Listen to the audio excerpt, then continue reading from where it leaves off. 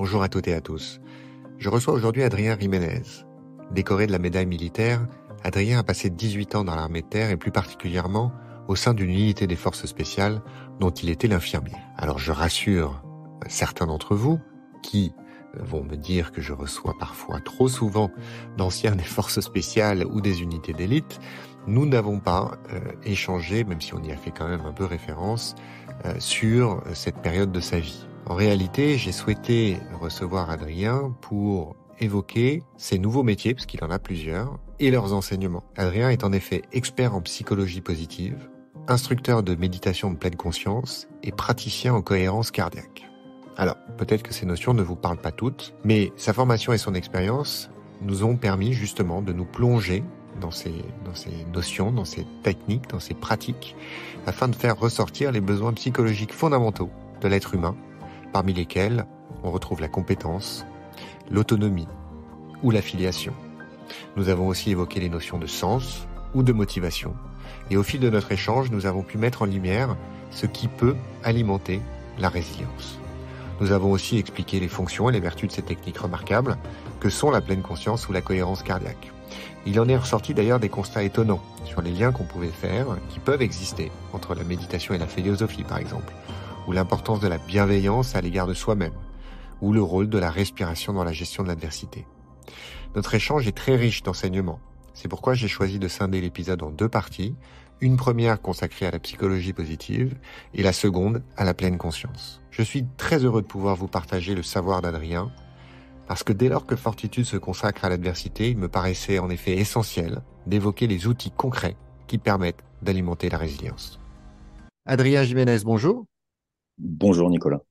Merci beaucoup d'avoir accepté mon invitation pour participer à Fortitude. Alors, je vais te présenter en quelques mots, mais c'est surtout toi, bien évidemment, qui va te présenter. Tu n'es pas encore, ça ne saurait tarder, un personnage public. Les gens vont certainement te découvrir à l'occasion de notre échange et de notre conversation. Donc, tu as 43 ans aujourd'hui. On peut résumer, simplifier en disant que tu vis ta deuxième vie, que ta première vie, c'était au sein de l'armée de terre, puisque tu as été infirmier au sein de l'armée de terre, et notamment, tu expliques que tu faisais partie d'une unité spécialisée des forces spéciales.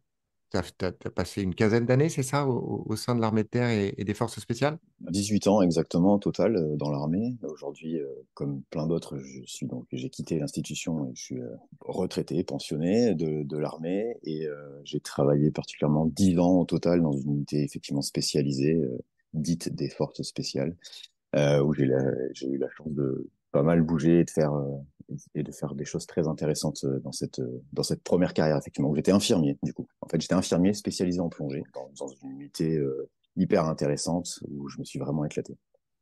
Bon, alors tu nous mets l'eau à la bouche, mais en nous parlant de missions très intéressantes où tu t'es éclaté, etc. Mais malheureusement, tu ne peux pas nous en parler.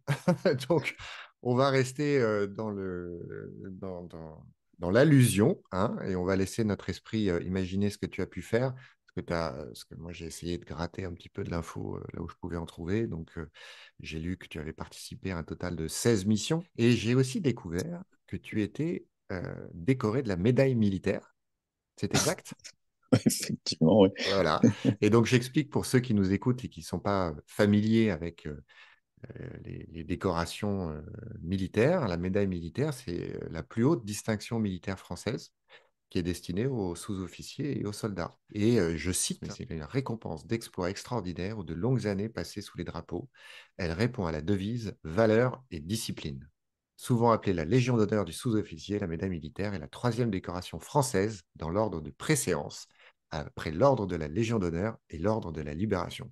Donc, tu vas pas nous dire, tu vas malheureusement pas nous donner de détails sur ce que tu as fait à cause du secret, mais au moins, j'ai trouvé cette info qui nous donne une petite indication sur le fait que, voilà, je reçois pas n'importe qui et je te remercie de l'honneur que tu me fais d'avoir accepté l'invitation à participer à Fortitude.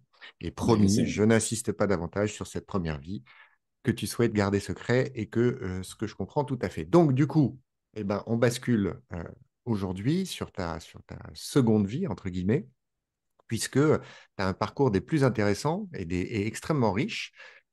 Aujourd'hui, tu es enseignant à l'université et praticien expert en psychologie positive. instructeur de méditation de pleine conscience, praticien en cohérence cardiaque. Alors là, il va falloir que tu nous fasses un petit peu d'explication de texte parce que je ne pense pas que tout le monde maîtrise ces notions. Est-ce que tu peux nous dire déjà en quelques mots, et après on va rentrer plus dans le détail, pourquoi tu as embrassé cette nouvelle vie? Qu'est-ce qui t'a poussé à le faire? J'imagine que bien évidemment, ce que tu as vécu au sein de l'armée et tes missions et voilà, ce que tu as pu vivre n'est pas totalement étranger à ce que tu as souhaité faire par la suite. Est-ce que tu peux nous expliquer un petit peu tout ça? Oui, avec plaisir. Déjà, merci beaucoup pour ton invitation et je suis ravi d'intervenir sur ton podcast, sur Fortitude. C'est pour moi aussi un grand plaisir. Et merci pour tes recherches, du coup. Voilà. Ça, c'est Alors, des formations professionnelles, hein. Moi, je travaille mes ouais, dossiers. c'est ça, effectivement. J'en ai bien la preuve.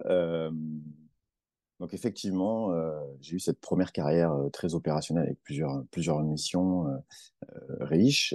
Effectivement, ce parcours, il n'est pas arrivé complètement par hasard. Peut-être dans ma première vie d'enfant, on va dire, d'adolescent, euh, je me suis un peu construit par le sport. Ça a toujours fait partie de moi. J'ai eu toujours besoin de passer par cette activité physique. C'est souvent ce qui m'a permis d'aller un peu plus loin pour me connaître moi et aussi pour fonctionner en groupe. Et en fait, c'est ça le lien avec tout ce que j'ai pu faire et encore aujourd'hui. C'est euh, c'est le groupe, moi, qui m'anime. C'est toute cette dynamique qu'il peut y avoir et la complexité humaine dans ce fonctionnement en société, en groupe, dans une équipe sportive ou dans des groupes de combat, en l'occurrence, pour cette vie militaire. Ça a expliqué pas mal de choses après. Et c'est ce qui a fait que je me suis engagé. En fait, l'armée, moi, c'est pas... je vais peut-être décevoir ceux pour qui c'était de cette façon-là, mais moi, c'était pas la patrie, c'était pas le drapeau, c'était vraiment le fait d'aller dans un métier où j'allais être plutôt dehors, où j'allais fonctionner avec les autres et où j'allais pouvoir me dépenser. C'est vraiment ça qui m'a attiré dans l'armée au départ. Et j'y ai trouvé mon compte d'ailleurs, hein. Ça a bien répondu à cette demande-là. C'était fort agréable. Et ensuite, j'ai eu la chance d'être au bon endroit au bon moment, même si rien n'arrive par hasard, et de pouvoir rentrer dans une unité un peu particulière et qui a continué à me permettre d'expérimenter toutes les valeurs qui pouvaient m'animer quand j'étais déjà plus jeune. Donc voilà, ça a commencé comme ça. Quand il a fallu quitter l'institution, quand j'ai réfléchi à la suite, euh, je suis passé par plein d'étapes, notamment celle de me poser devant une feuille blanche et de réfléchir à qui j'étais, comment je fonctionnais, de quoi j'avais réellement envie, de quoi j'avais vraiment besoin aussi d'ailleurs, quelles étaient mes valeurs. Enfin voilà, j'ai vraiment fait un travail qu'on est très nombreux à faire d'ailleurs, mais que j'ai fait de façon très consciente, quoi. J'ai vraiment réfléchi à ce que je voulais. Et puis ben, en faisant ça, j'ai vu qu'il y avait plein de choses qui étaient assez simples dans mon fonctionnement. Donc il fallait que je sois avec les autres, il fallait que je transmette. Il y avait cette idée de partager, d'avoir des résultats. C'est d'ailleurs pour ça que j'avais choisi d'être infirmier au départ. C'est ce côté, il y a le côté relationnel, il y a le côté technique, il y a le côté preuve, c'est-à-dire quand on fait quelque chose, on voit si c'est efficace, on voit si ça fonctionne. C'était scientifique. Voilà, j'avais besoin de tout ça. Pour tout te dire, dans un premier temps, ce que j'avais envie de faire, c'était de la préparation mentale avec les sportifs de haut niveau, puisque forcément, en ayant côtoyé le sport, je me dis que ça collerait bien. Il y avait tout pour que ça me plaise. Et à ce moment-là, j'étais à La Réunion, parce que j'ai terminé ma carrière en étant en séjour, on dit comme ça, c'est-à-dire je suis parti en mutation pendant 3 ans à La Réunion. Et là-bas, ben, il n'y avait pas une formation en prépa mentale que je trouvais suffisamment riche et intéressante. Donc je me suis dit que je le ferais en rentrant en métropole. Sauf qu'il y avait par contre un diplôme universitaire qui était le diplôme universitaire de psychologie positive, diplôme universitaire d'introduction à la psychologie positive, géré et encadré par Yvan Paquet. Et en fait, ça a été une révélation. Donc j'y connaissais absolument rien, la psychologie positive. Je savais absolument pas ce que c'était. Donc voilà la première notion donc, que tu as abordée, la psychologie positive. Et dans cette découverte-là, j'y suis vraiment allé de façon très curieuse parce que j'avais plutôt une aversion pour la psychologie. Dans mon parcours, j'ai souvent été mis dans des cases, souvent un peu jugé, que ce soit par les profs ou autres, et même à l'armée d'ailleurs, ça m'a valu des tours, hein, parce que quand on rentre dans certaines unités, on passe pas mal d'entretiens avec des psychologues et autres. Ça s'est pas toujours super bien passé. J'ai pas toujours été très malin. Et, euh, et donc voilà, c'était assez curieux d'aller vers ce chemin-là. puis en fait, ça a été une vraie révélation. Dès le premier cours, c'était Yvan Paquet d'ailleurs, je m'en souviens vraiment très bien, il a expliqué ce qui, ce qui tournait autour de la motivation humaine, ce qui permettait aux gens d'être motivés, engagés, comment ça fonctionnait. Et en fait, c'est venu mettre des mots sur tout ce que j'appréhendais de façon très expérientielle, en fait. Et là, du coup, je me suis dit, ah, ok, voilà enfin quelque chose qui explique tout ce que j'ai vécu moi dans ma vie, tout ce que j'ai cru comprendre des mécanismes de groupe ou des mécanismes humains. Et là, d'un coup, ça devient cadré. Donc ça a été hyper riche, hyper Et, intéressant.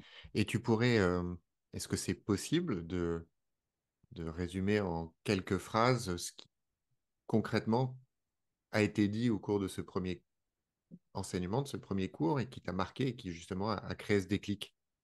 Alors, bah, peut-être déjà, la psychologie positive, c'est une approche scientifique. Là aussi, il y a souvent cette notion, elle est souvent abordée avec un regard très critique, et d'ailleurs, c'est très bien, et qui est souvent limitée à une sorte d'approche méthode Coué, je vais bien, tout va bien, d'optimisme. Alors, pour le coup, la psychologie positive, c'est pas ça. C'est bien une approche scientifique. Elle est très intégrative, c'est-à-dire qu'elle va mettre plusieurs notions. C'est une espèce de, cons- de, de notions parapluie où on va pouvoir mettre dessous tout un tas d'autres notions et elle est intégrative sur le bien-être et le fonctionnement optimal. On va vraiment s'intéresser à qu'est-ce qui permet de bien fonctionner et qu'est-ce qui permet d'aller plutôt vers le bien-être. Quand la psychologie dite classique va plutôt s'intéresser à la pathologie, aux difficultés, à ce qui peut poser problème, et à essayer de faire en sorte que ça ne pose plus problème. Alors que la psychologie positive, elle a cet enjeu d'aller plutôt vers l'amélioration, vers la croissance, vers le bien-être. Voilà. Qu'est-ce qui va faire que face à des difficultés, certains vont hyper bien fonctionner, vont s'en sortir, vont voire même face à des choses très difficiles faire ce qu'on appelle la croissance post-traumatique, quand d'autres vont avoir plus de difficultés et voire même ben, Sombrer. sombrer, oui, dans quelque sorte. Donc, qu'est-ce qui va faire cette différence-là? C'est ça qu'étudie la psychologie positive pour essayer de voir si il y a différentes approches. On ne pourrait pas faire en sorte de renforcer finalement les ressources ou d'essayer de...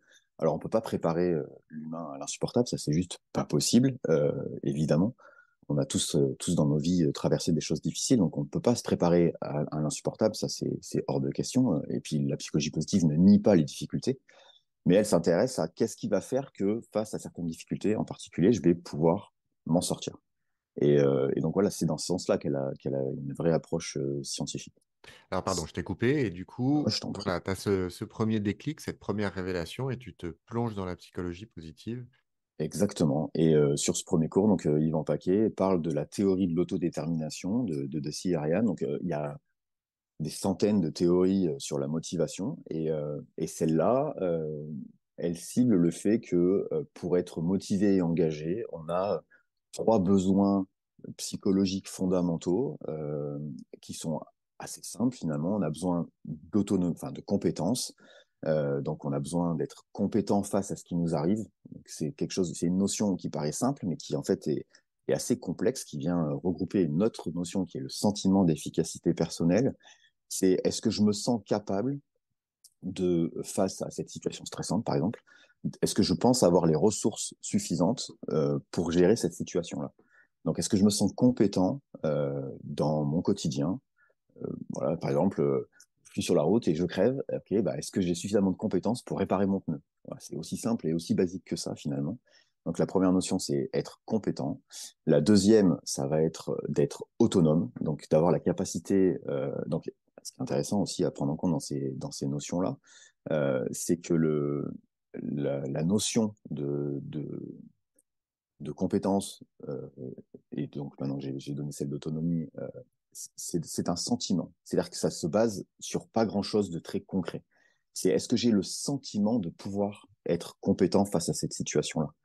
Et ce qui va faire que face à la même situation, deux personnes vont pas forcément ne se sentir compétents de la même façon. Et donc ça, c'est la richesse humaine. C'est un jour, je peux me sentir, et c'est très fluctuant. Je pense qu'on a tous vécu ça dans notre travail. On fait le même travail tous les jours, voilà, parfois même dans une certaine routine. On se sent parfaitement compétent et capable de. Et puis un jour, parce qu'on est plus fatigué, ou parce qu'il y a une petite surcharge supplémentaire, ou parce que simplement on nous a donné une tâche un peu différente de celle de d'habitude, et pour laquelle je me sens pas forcément à l'aise, et d'un coup, mon sentiment là, d'efficacité personnelle, ma compétence, elle va baisser. Et c'est ce qui va faire que je vais être en difficulté finalement face à cette activité-là. Donc c'est bien un sentiment. L'autonomie, maintenant, pour revenir sur l'autonomie, là aussi, c'est un sentiment. Et c'est le sentiment de pouvoir faire des choix entre plusieurs pistes. Pas du tout le fait d'être indépendant. Indépendant, c'est je fonctionne seul. Alors que l'autonomie, c'est avec les autres, dans mon fonctionnement, est-ce que je peux faire des choix entre plusieurs pistes d'action?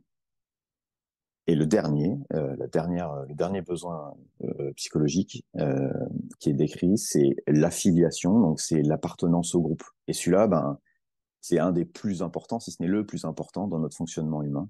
L'homme, grand H, hein, ne peut pas fonctionner seul. C'est pas possible. On a besoin de l'autre. C'est ce qui nous a permis de survivre, en fait, ni plus ni moins. Par la nature, chaque fois que les animaux vivent seuls, ils sont dans un mécanisme de survie absolue où c'est manger ou se faire manger. Et ce qui a différencié l'homme, c'est bien le fonctionnement en groupe qui lui a permis d'être protégé par le groupe. Normalement, dans un fonctionnement classique, on ne peut pas vivre seul, pas très longtemps, ou pas très bien en tout cas. Donc voilà, celui-là, il est fondamental, il explique plein de choses, les mécanismes de gang. On a besoin d'appartenir à un groupe pour plusieurs raisons. Deux essentielles, c'est le fait d'être aimé et donc le fait déjà ça procure des émotions agréables, hein, le fait de fonctionner en groupe, déjà c'est la première chose. Et puis la deuxième, c'est que être en groupe me montre que j'ai une certaine valeur, que je peux être aimable en fait dans ce sens-là. Et les deux autres notions, compétence et autonomie, ne peuvent pas fonctionner sans le groupe, puisque très souvent c'est le groupe qui va me montrer que je suis compétent, que donc je sais faire et que je sers à quelque chose dans mon équipe, dans mon groupe, dans ma société. Et c'est aussi le groupe qui va me donner l'autonomie. C'est l'autre qui va me donner l'autonomie. Donc sans ces trois notions-là, dès qu'il en manque une, c'est une sorte de triptyque, hein, il y a trois pattes là, dès qu'il en manque une, c'est bancal. Bah, c'était le premier cours. Et, euh, et donc là, je l'ai évidemment synthétisé, mais ces trois notions-là, elles m'ont beaucoup parlé. Parce qu'effectivement, à chaque fois que on m'a pas donné d'autonomie ou parce que c'est très simple hein, de faire du mal à ces trois besoins-là, et ben, à chaque fois que je me suis senti pas très autonome, bah, je fonctionnais pas très bien. Chaque fois que je me suis pas senti très compétent, je fonctionnais pas très bien. Et pour moi, il était essentiel d'appartenir à un groupe. Cette dynamique-là dont j'ai déjà parlé, elle était essentielle. Grâce à ces notions, je comprenais mieux d'un coup comment j'avais fonctionné face à tout ça, en fait. Juste, je fais une parenthèse pour ceux qui nous écoutent.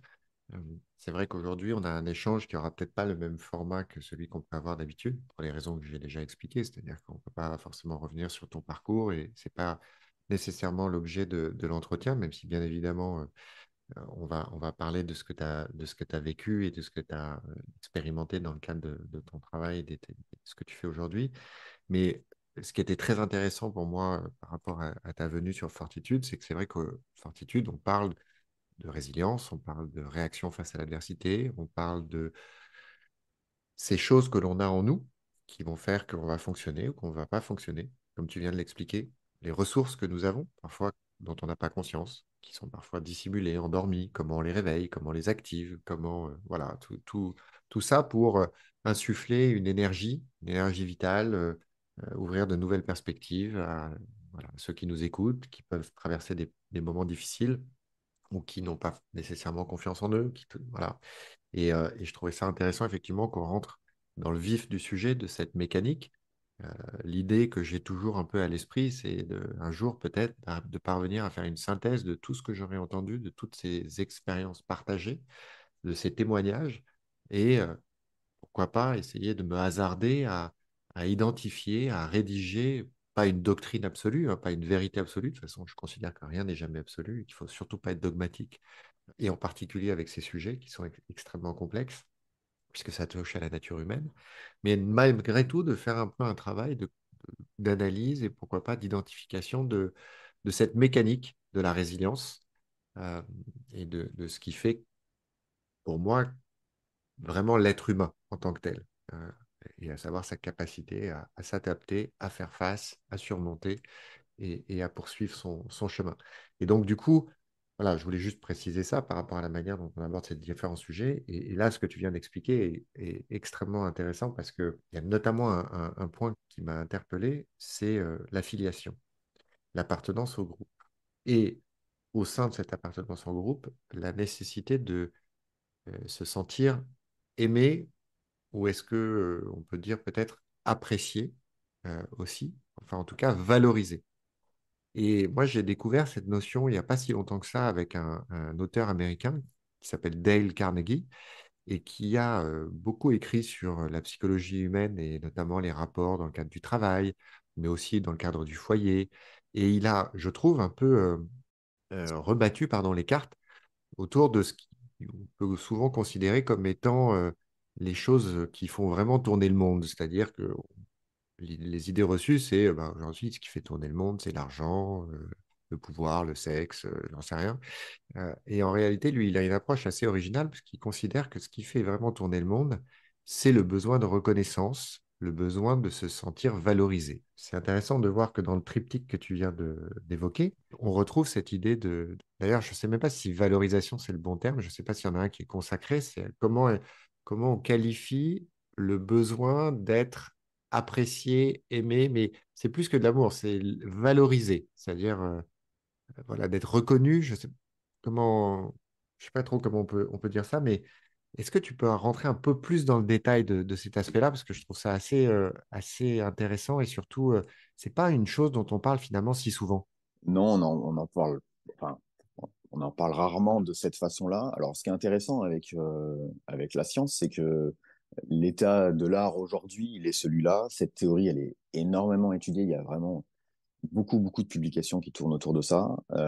Elle s'inscrit quand même fortement dans le marbre, mais ça reste de la science. Donc peut-être que demain, on dira que finalement, il y a un autre besoin plus essentiel que celui-là, ou que donc il y a d'autres choses importantes. D'ailleurs, pour quand même juste être plus précis, donc il y a ces trois besoins fondamentaux, et puis il y a le sens, c'est-à-dire quel sens on va donner à ce qui est en train de se passer, à ce que je suis en train de vivre, voire même plus loin à notre vie, qui va venir en transversal de ces trois besoins fondamentaux. Puisqu'évidemment, le sens que je vais pouvoir donner à chaque chose va plus ou moins soutenir chacun de ces besoins-là.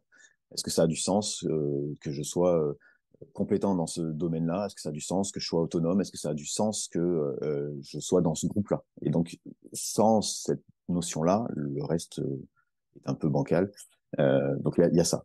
Maintenant, pour revenir effectivement à ce besoin d'affiliation, d'appartenance au groupe, chaque fois que je suis pas reconnu par le groupe ou par la personne en direct, parce que ça marche à deux, à partir du moment où on est deux, on est un groupe. Je pense que ça aussi, ça va être peut-être plus parlant. Quand je suis à mon travail, je collabore avec euh, plein de personnes différentes et je fais mon travail depuis des semaines, des mois. Et ça, à l'armée, on le connaît bien parce que il y a des mutations très régulières. Et donc, je suis hyper heureux d'aller à mon travail. Tout se passe très, très bien. Et puis, il y a une seule personne qui change dans mon environnement proche. Une seule. Sur les 10, 15, 20, peu importe. Une seule personne. Et du jour au lendemain, en fait, je perds tous mes repères et je sens que je fonctionne moins bien. Je suis moins heureux d'aller au travail. J'ai moins de plaisir à y aller. Voire même, d'un coup, je deviens moins compétent. J'ai l'impression que je sais plus faire.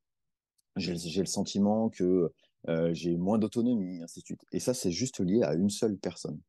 Et ça montre la puissance de cette affiliation-là, de ce besoin d'appartenir au groupe. Euh, il faut pas grand-chose pour lui faire du mal.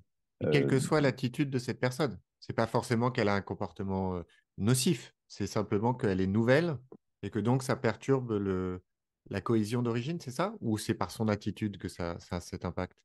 Bah, ça peut être les deux. Oui, j'imagine, Euh, oui. ça, ça peut être les deux. Ça peut être juste parce que j'étais vraiment très très proche de cette personne-là qui est partie ou de ce groupe-là. Et du coup, le fait que je sois pas très proche de cette nouvelle personne me met dans une nouvelle posture et où je vais devoir réapprendre à être autonome, à être compétent et à recréer des liens avec cette personne-là. Mais finalement, parce que je viens du monde médical, quand on parle d'alliance thérapeutique, et on sait parfaitement en tant que soignant que c'est essentiel, c'est-à-dire que les résultats de la rémission d'un patient, elle tient fortement à l'alliance thérapeutique que le soignant va mettre en place avec le soigné. Et c'est pas pour rien. Parce qu'évidemment, si je sens que je peux faire confiance à cette personne, si je me sens compris par cette personne, si cette personne s'occupe de moi, bah, je vais beaucoup plus m'investir dans mes soins et dans le fait de prendre soin de moi. Voilà, c'est quelque chose qui est connu depuis la nuit des temps, il n'y a aucun doute là-dessus, et tous on cherche à faire ça. Quand vous avez un objectif, quand vous voulez obtenir quelque chose, quoi que ça puisse être finalement, vous allez faire en sorte de créer des liens privilégiés avec la personne. C'est dans notre fonctionnement normal, en fait. Il n'y a même pas besoin de se poser la question, on fait tout ça. Et chaque fois qu'on ne va pas le faire, on va se priver d'une relation. Et quand on se prive de cette relation, bah, forcément, on va pas arriver, on sera pas autonome ni compétent dans cette relation-là ou dans ce qu'on aurait à mettre en place avec ce groupe-là. C'est essentiel. Dans le mécanisme de groupe, type phénomène de gang, quand j'appartiens à un gang, j'appartiens à une collectivité particulière où les codes sont imposés. Et là aussi, je l'ai beaucoup vécu. Le parallèle entre gang et groupe commando va être un peu bancal, mais c'est pas grave. Euh, quand, on, quand des nouveaux arrivants arrivaient, justement, et ils avaient le choix entre plusieurs groupes différents. Ça marche comme ça à peu près dans toutes les unités forces spéciales. Chaque groupe a une spécificité, va être plus tourné vers des domaines de compétences particuliers. La personne qui arrive va, alors ça dépend des unités, mais choisir ou en fonction de ce qu'elle a pu faire comme résultat ou autre, plutôt aller vers un groupe ou l'autre. Mais ce groupe, il fonctionne depuis très longtemps. Et moi, j'avais vécu ça, oui, on avait deux groupes en particulier. Un qui était plutôt le groupe qui avait tendance à faire la fête, qui s'amusait. Alors, c'était des bosseurs, évidemment, mais ils étaient connus pour être le groupe plutôt sympa, quoi. Celui qui va plutôt faire la fête le week-end, qui se retrouve, où il y avait une grosse cohésion, on va dire ça comme ça. Et un autre groupe où c'était les bosseurs. Voilà, moins rigolo, on bosse plus, quoi. Et finalement, quand les gens arrivaient, ceux qui étaient attirés par le côté fête, sympa, bonne ambiance, bah, ils allaient plutôt privilégier d'aller vers ce groupe-là et ils demandaient plutôt à aller dans ce groupe-là. Ceux qui étaient plutôt des bosseurs, des gens sérieux, demandaient plutôt à aller dans l'autre groupe. Mais ceux qui avaient demandé à aller dans le groupe sympa et qui se retrouvaient dans le groupe des bosseurs, quand ils arrivent dans ce groupe-là, eh ben, ils se conformaient aux attentes du groupe. Le groupe attend de moi que je sois sérieux, alors je suis sérieux. Parce que si je le fais pas, je risque d'être exclu du groupe. Il faut être sacrément fort quand on est dans un groupe qui n'a pas les mêmes valeurs que nous pour dire haut et fort, moi, je ne ferai pas comme vous. Parce que ça veut dire qu'on va être mis au banc des accusés quelque part, en tout cas mis de côté. C'est ce qui se passe dans toutes les équipes de sport. Quand on entend les coachs, c'est pas juste des individualités qu'on additionne. Il faut arriver à créer le lien entre ces différentes individualités pour créer cet esprit d'équipe, pour que je puisse, et ça c'est l'esprit militaire hein, quelque part, me sacrifier pour l'autre, c'est-à-dire faire les efforts que l'autre ne fera pas, et les faire à sa place, et c'est là où naît l'équipe. C'est quand je vais pouvoir moi, bah, pas me suppléer, mais en tout cas faire ce petit truc supplémentaire pour aider l'autre ou pour prendre le relais de l'autre parce que là il n'y arrive pas ou il est en difficulté. C'est toute la puissance du groupe et de l'affiliation. Ouais. Oui, c'est ce qu'on voit effectivement dans des équipes sportives de haut niveau.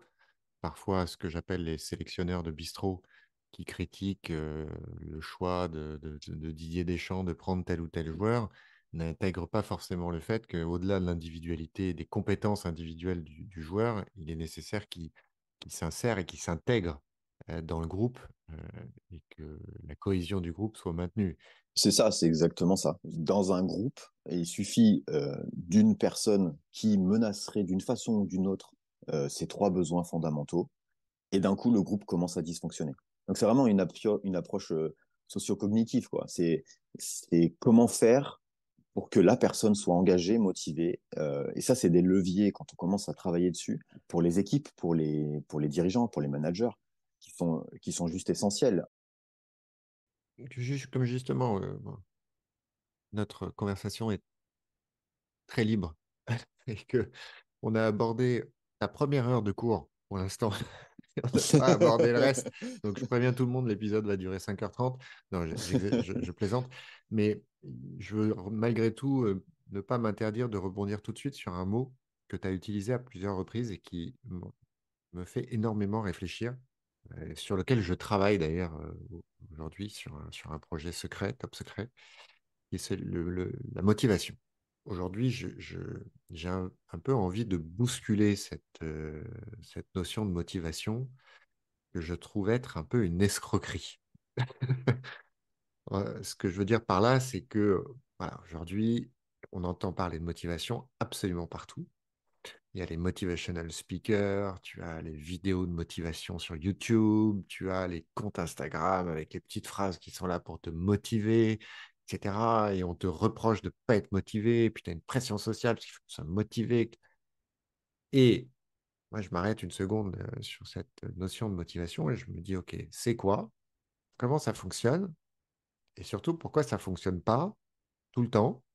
Et mon avis, tu vas me dire ce que tu en penses, c'est que c'est pas la bonne approche de se concentrer sur la motivation qui reste une émotion et donc qui reste quelque chose qu'on ne maîtrise pas forcément, voire rarement, qui vient, qui repart sans forcément qu'on le décide. Et que de travailler, de se concentrer sur la motivation, ça peut parfois être une erreur. Beaucoup se perdent de temps et d'énergie à essayer de savoir comment on peut se motiver, comment, etc.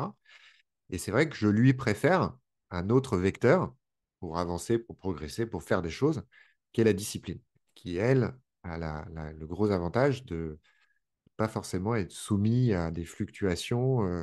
Le matin, quand tu te lèves, tu te brosses les dents, tu ne te poses pas la question de savoir si tu es motivé pour te brosser les dents. Tu as acquis cette discipline, cette routine, tu le fais parce que tu en as besoin, que c'est indispensable. Et en fait, je décline un peu ce raisonnement sur pas mal d'autres choses. Et du coup, je voudrais t'entendre, toi qui es un expert, moi je ne suis pas un expert, je suis un touriste en la matière, justement, qu'est-ce qu'on entend selon toi par motivation? Est-ce que moi j'ai raison de considérer qu'aujourd'hui, on donne une valeur, ou en tout cas on donne une définition à la motivation qui est parfois inexacte ou disproportionnée? Et quelle est ton approche, puisque c'est ce qui est rattaché à la médaille militaire, hein, quelle est ton approche de ce qu'on appelle la discipline et comment on peut mettre les deux en parallèle? Désolé, hein, Non, je t'ai c'est envoyé un... super, super intéressant. Effectivement, on en a pour 4-5 heures. Non, synthèse, synthèse, synthèse. La motivation, c'est effectivement aujourd'hui une notion très discutée, avec une multitude d'approches. On a un très très grand nombre de définitions. Enfin, c'est une notion complexe en fait finalement. C'est une notion complexe parce que on n'a pas de doute sur le fait que elle soit indispensable à notre fonctionnement. Pour ceux qui voudraient aller plus loin, je vous invite à lire, si je ne dis pas de bêtises, le titre du livre, c'est Les théories de la motivation. Il me semble que c'est ça. Et c'est Fabien Fenouillet qui synthétise un peu, enfin pas un peu, hein, qui synthétise toutes les notions, toutes les théories de la motivation. Donc c'est un vrai livre scientifique, hein, donc c'est très riche. Maintenant, si on, on a un risque, mais si on essaie de donner une définition à la motivation, en tout cas moi celle que j'ai retenue, déjà c'est que c'est un concept. Euh, donc il y a une histoire de représentation quoi. C'est un concept et c'est un construit et c'est très comment dire ça, c'est très hypothétique finalement. Et c'est bien ce que tu as souligné, c'est parfois je suis motivé et parfois je ne le suis pas. Et pourtant, c'est les mêmes situations. Qu'est-ce qui va faire que je vais être motivé dans certaines situations et que je ne vais pas l'être dans d'autres? Bah là, en l'occurrence, nos trois fameux besoins fondamentaux et le sens que je vais donner à ce qui est en train de se passer, ça va être essentiel. C'est ce qui va faire que je peux répéter plein de fois les mêmes actions avec beaucoup d'énergie, beaucoup de motivation, et puis au bout d'un certain temps, me lasser parce que ça n'a plus de sens en fait de faire ça. Je ne perçois plus l'intérêt de faire cette activité-là. Donc, bon, ça va bouger. Donc, c'est hypothétique. Euh, et ça va nécessiter de l'énergie pour être motivé. Donc, il faut des forces, qu'elles soient internes ou externes. Soit moi, c'est moi qui donne de l'énergie à ça parce que je suis motivé, soit l'extérieur, l'environnement, la personne, peu importe, va faire que je vais être motivé. Et tout ça, ben, ça va produire, ça va, je sais pas, déclencher non seulement un mouvement, mais finalement une direction, c'est-à-dire je vais aller vers quelque part. Et ce qui va faire la différence, c'est finalement l'intensité de cette énergie, l'intensité du déplacement, mais aussi la persistance du comportement. Et là, dans les comportements de santé en particulier, c'est ce qui va être central, quoi. Qu'est-ce qui va faire que je vais durer? Parce que la routine dont tu parlais, pour la faire, il faut être motivé. Parce que si je suis pas motivé pour mettre en place une routine, si j'ai pas une motivation à faire cette routine, alors je vais arrêter si ça n'a pas de sens. Pourquoi je Ah ouais, continuerai? attends, je te challenge. Des formations professionnelles. Non, je te challenge pas pour le principe de te challenger. C'est que je m'arrête là parce que effectivement, quand on réfléchit à la motivation ou qu'on réfléchit à la routine qui est un peu péjoratif, on va dire plutôt à la discipline et aux Mhm. habitudes vertueuses, effectivement, on peut se dire, ouais, bah, c'est super. Tu nous expliques qu'il faut installer des routines, des habitudes, mais t'as pas envie, t'as pas envie. Le sujet revient au même. C'est un peu ce que tu dis. Sauf que si je reprends ce que tu expliquais tout à l'heure sur les besoins fondamentaux, est-ce que c'est pas là justement le cadre qui va alimenter la discipline et donc la routine? À savoir, je donne un exemple, tu appartiens au groupe, tu es une composante de ce groupe, et je sais que ça te parle en tant qu'ancien membre des unités spéciales, et donc où la notion de chaque individualité a son rôle, et le groupe n'existe pas si chacun ne joue pas son rôle, bah, du coup, la motivation passe vraiment en second, parce que si tu ne fais pas, les autres vont en pâtir, donc tu as une responsabilité et tu dois rendre des comptes. Et finalement, aujourd'hui, ma réflexion, elle consiste à me dire, il faut mettre en place des mécanismes, et notamment quand tu fais partie d'un groupe et que tu as ce sentiment d'appartenance, qui fait que bah, la motivation, elle est secondaire, parce que tu vas livrer, parce que tu le dois au groupe. Je t'ai coupé pour t'interroger et rebondir sur ce que tu viens d'expliquer, c'est-à-dire, oui, je suis d'accord avec toi, on pourrait considérer que mettre en place des habitudes ou des routines nécessite une motivation dont par ailleurs on explique qu'elle est fluctuante et qu'on ne maîtrise pas. Et là, je dis peut-être désaccord. Est-ce que la solution, c'est pas de mettre en place des mécanismes qui font que c'est pas qu'un sujet d'envie, c'est aussi un sujet de devoir, d'obligation, de responsabilité. Et je termine par cette illustration, et je te redonne la parole parce que c'est toi qu'on veut écouter, bien évidemment.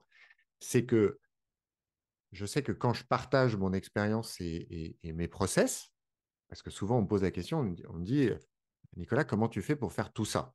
Et donc je parle de process, de discipline, de routine, de mécanique et autres. Et il y en a un que j'apprécie énormément, c'est celui pas du mentor, mais du binôme. C'est-à-dire, tu mets en place un projet, tu as la volonté d'accomplir quelque chose, même si c'est quelque chose que tu fais seul, comme par exemple écrire un livre, tu vas trouver quelqu'un dans ton entourage en qui tu as confiance, et tu vas convenir avec cette personne de points d'étape pour dire, bah, tiens, on se voit dans 15 jours, tu me présentes ton manuscrit, il doit y avoir 10 000 mots. Et le simple fait de prendre cet engagement, peu importe ce que la personne va dire sur le contenu de ton manuscrit, la manière dont c'est écrit, va déclencher chez toi bah, pas une. Alors, c'est là où je te pose la question. Est-ce que c'est une motivation ou pas? J'en sais rien. Mais en tout cas, tu vas, la motivation va pas moins rentrer en ligne de compte puisque tu dois rendre quelque chose à quelqu'un. Il y a quelqu'un qui attend quelque chose de toi et donc qui a plus de chances d'y parvenir. Oui, alors c'est un super bon exemple, et notamment parce que quand on parle de motivation, on va rentrer. Alors là, on a parlé des trois besoins fondamentaux, mais il y a différentes étapes dans la motivation. Et pour schématiser, on va dire qu'il y a deux grands, enfin, il y en a trois, mais le fait de pas être motivé du tout, donc je suis pas du tout motivé pour faire quelque chose ou pour arrêter de faire quelque chose. Je suis pas motivé pour faire du sport, voilà, j'en fais pas. Ça n'a pas de sens, aucune motivation. Ou au contraire, je suis pas motivé pour arrêter. Par exemple, je fume, tiens, et j'ai aucune motivation pour arrêter de fumer. Et après, il y a deux autres étapes supplémentaires. C'est ce qu'on va appeler la motivation contrôlée, c'est-à-dire que c'est quelque chose de plutôt externe qui va faire que je vais être motivé. Ou la dernière étape, et c'est ce qu'on cherche un peu tous, c'est ce qu'on appelle la motivation autonome, l'autodétermination. C'est moi et bien moi qui vais choisir.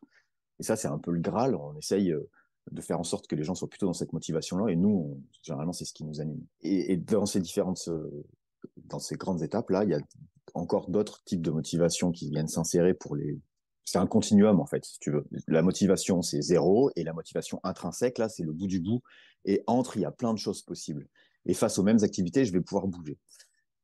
Et donc là, dans l'exemple que tu as donné, par exemple, la motivation du fait de devoir rendre quelque chose, euh, on est, euh, on est quelque part dans une motivation contrôlée. C'est-à-dire, je vais le faire parce que j'ai besoin d'être performant, je vais le faire parce que il y a un certain contrôle de ma réputation. C'est important pour moi que dans mes valeurs, par exemple, qu'il va y avoir ça. Alors quand je dis mes valeurs, je parle pas de moi, hein, je dirais pour la personne qui serait motivée par ce genre de choses, c'est important pour elle qu'elle soit fiable pour le groupe. Ça, c'est une valeur, une super belle valeur. C'est important pour moi que les autres puissent compter sur moi. Et donc, si ça, c'est une valeur fondamentale chez moi, le fait qu'on vienne me dire, OK, j'attends de toi ça, alors ça va activer cette valeur, et donc je vais être motivé pour faire, parce que c'est très important pour moi. Et donc, le sens, là, va revenir derrière.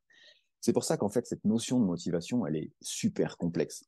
Parce que ce qui est motivant pour l'un ne l'est pas forcément pour l'autre.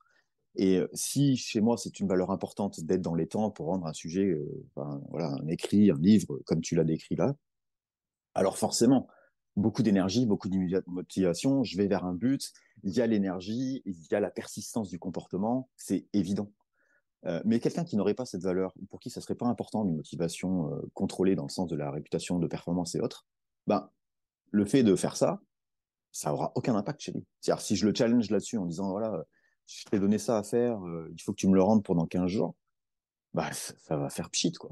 Parce que bah, lui, il en a rien à faire d'être dans les timings et que sa réputation, il s'en fiche complètement.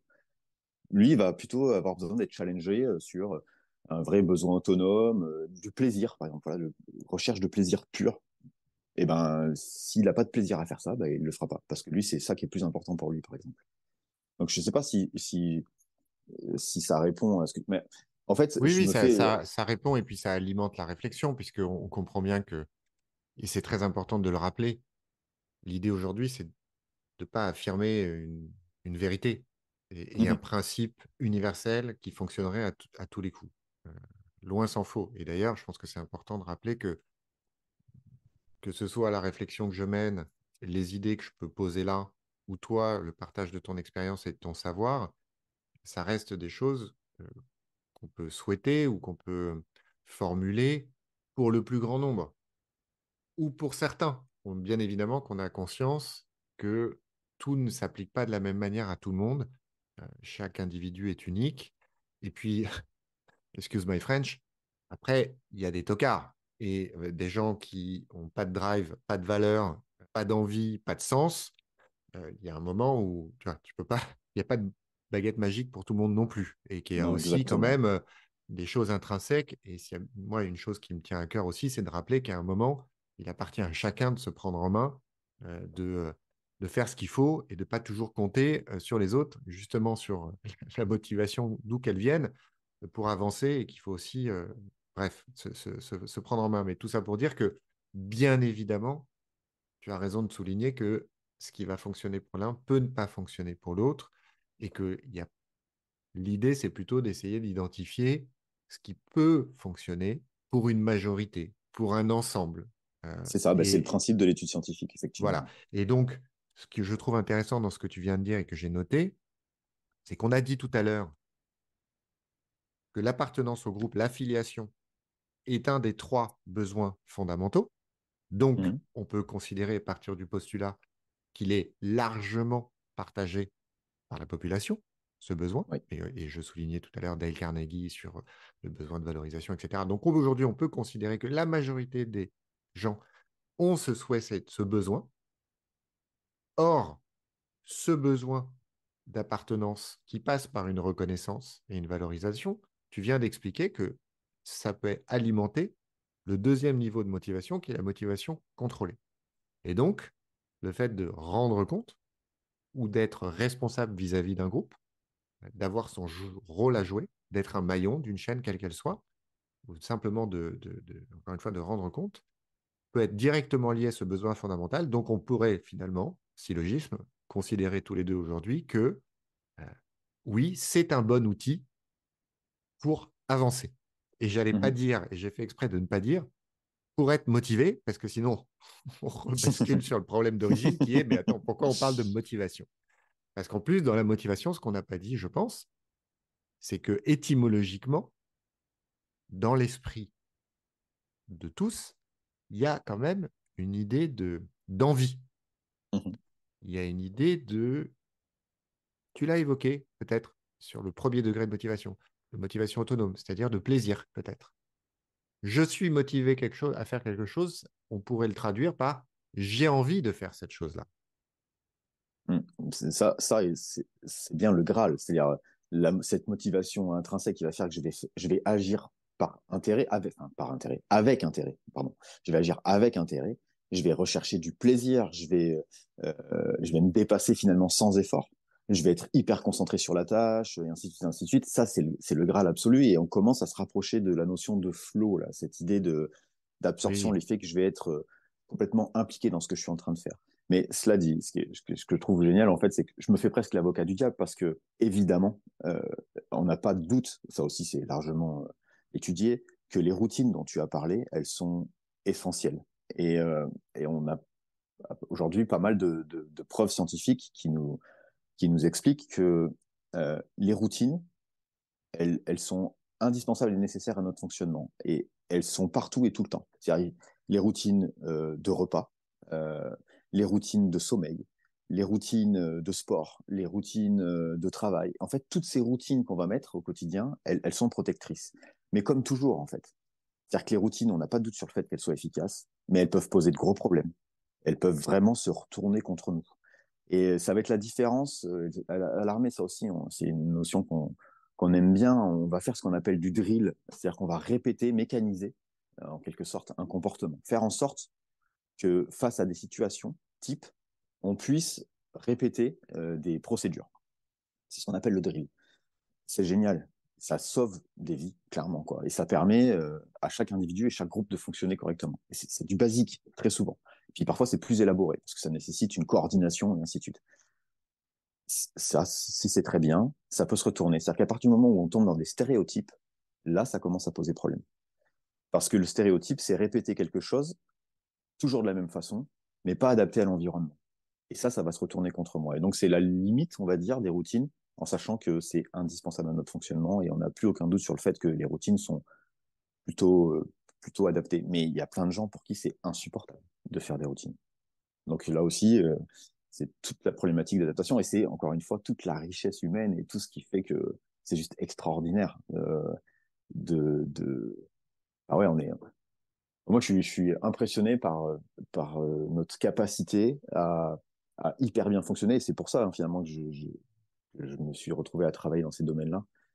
C'est et aussi mon expérience, c'est de me dire à des moments j'ai été hyper performant, clairement j'ai été bon, et puis à d'autres moments, mais ça a été la catastrophe quoi. J'ai dit mais et qu'est-ce qui a fait la différence? Pourquoi à des moments j'ai super bien fonctionné, et à d'autres moments j'ai pas bien fonctionné? Et dans les équipes où j'étais, c'était exactement la même chose. Dans les groupes où j'étais, c'était exactement pareil. Dans ma vie de tous les jours, c'est comme ça. Pourquoi à des moments on est tellement bon, c'est incroyable, et puis à d'autres ça marche pas bien. Ça, je trouve que c'est hyper riche et c'est tout ce qu'on est en train de soulever, en fait, finalement.